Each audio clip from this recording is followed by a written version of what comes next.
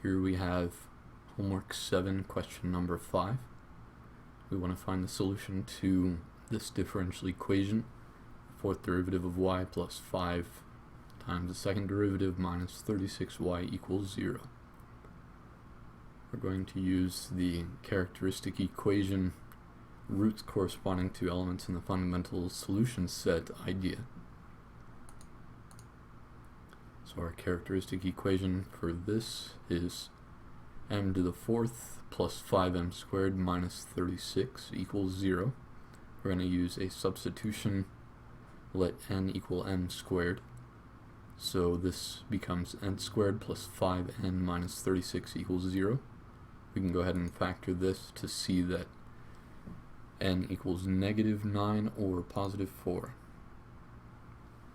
Then we'll substitute back into m, taking the square root of these two to get plus or minus 2, and plus or minus 3 times the square root of negative 1, which is I.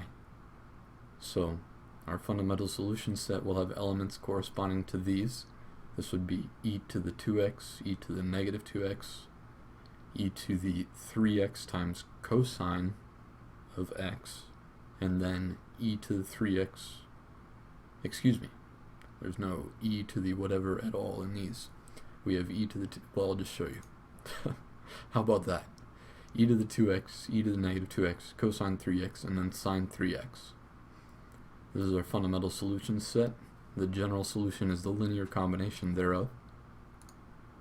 That is y equals c1 e to the 2x plus c2 e to the negative 2x plus c3 cosine 3x plus c4 sine 3x, where c1 through c4 are arbitrary constants. Here is homework 9, question 7. We're going to solve it using the method of undetermined coefficients. So, right off the bat, I will identify this as j of x, this right-hand side of the equation. Now, to find the solution, we're going to find two separate types. The first one is going to be a complementary solution, that is the solution to the homogeneous version of this differential equation, and then we'll find the particular solution to this differential equation after that. Add those two things together and that will give us our entire solution. So to find the complementary solution, we'll find the roots of the characteristic equation, or we can go just from the annihilator operator, whatever you're more comfortable with. What I've done here is I've said, okay, well, the operator form of this differential equation is d squared minus 2d minus 3. When I operate f of d on yc, it's equal to 0. So my fundamental solution set is going to have e to the 3x and e to the negative x, because I know that this will factor out to d, minus 3 and d plus 1.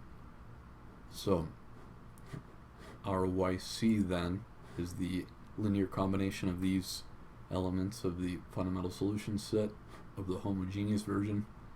That is to say, yc, y complementary, is c1 e to the 3x plus c2 e to the negative x.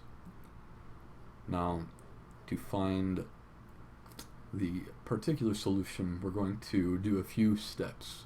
The first one is going to be finding what the annihilator of j of x is. So the annihilator of e to the x is d minus 1. Annihilator of sine x is d squared plus 1 squared. So that's what I've written here. D minus 1 times d squared plus 1 squared is the annihilator of j of x. We'll call that g of d. So we'll create a new set that is the fundamental solution set for the non-homogeneous version, and it's going to stem from the multiplication, quote unquote, of the operators f of d and g of d. So when we multiply these together, we see we get a bunch of elements in our set. Some of them being duplicates of the fundamental set in the homogeneous version. Oh, sorry about that. Let's fill that in. So here is our FSNH non-homogeneous fundamental solution set. We'll subtract the homogeneous fundamental solution set from this set, and what's left over will correspond to the components of our particular solution. So YP will be some alpha 1 times this element plus alpha 2 times that element plus alpha 3 times that element. It's not important which order you do this in. It's just important to recognize that these coefficients of our functions of x are they're solvable. They're not arbitrary. We can find out what they are, and we should find out what they are. So the next step is to operate f of d on our particular solution and set it equal to j of x. That is yp double prime minus 2yp prime minus 3yp equals j of x. So when we do that, I did the second derivative minus 2 times the first minus 3 times the function for each of these piece by piece. That seemed to be easiest for me, so I don't feel like saying all of this. I guess I have to. Alright. Second derivative of e to the x is just 1. First derivative of e to the x, well,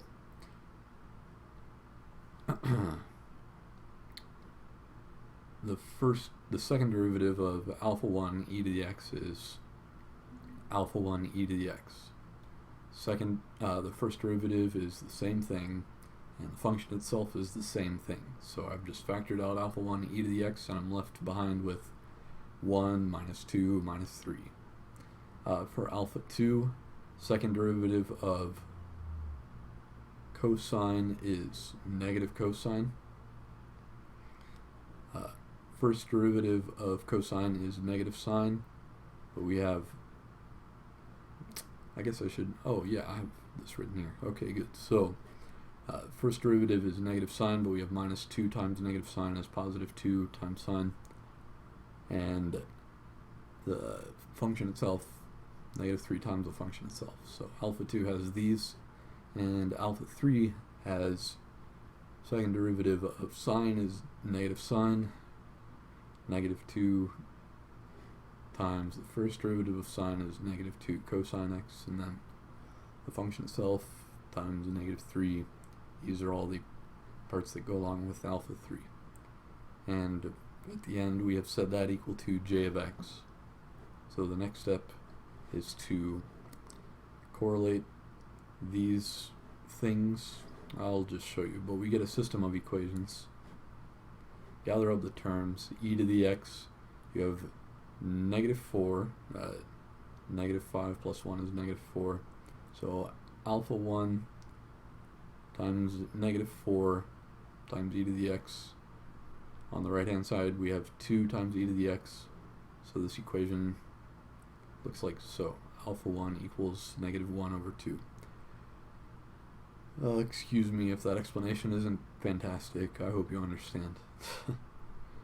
Sin x, we have a positive 2 alpha 2 on the left hand, and we have a negative 4 alpha 3 on the left hand, negative 3 plus negative 1. Then on the right hand we have a negative 10, and then we have another equation, cosine x, negative 4 alpha 2, negative 4, and then negative 2 alpha 3, and then 0, because there is no cosine x on the right hand side. So let's see what I did here. Multiplied this side by 4 and this side by 2, added them together. 8 plus, no, I didn't multiply this side by 2. I just multiplied this side by 2 and added them together. So 4 plus negative 4 is 0. Negative 8 plus negative 2 is negative 10.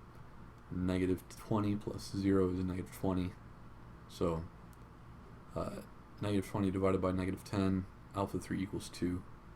Plug that into the equation back here to find that alpha 2 equals negative 1. Now, our particular solution, we've found the non-arbitrary coefficients of our parts of this, and we can say that the total solution y equals yc plus yp. So that is c1 times e to the 3x plus c2 times e to the negative x minus 1/2 e to the x minus cosine x minus 2 plus 2. That should be plus 2 sine x. And once again, these are arbitrary constants. What we had here were constants that we solved for.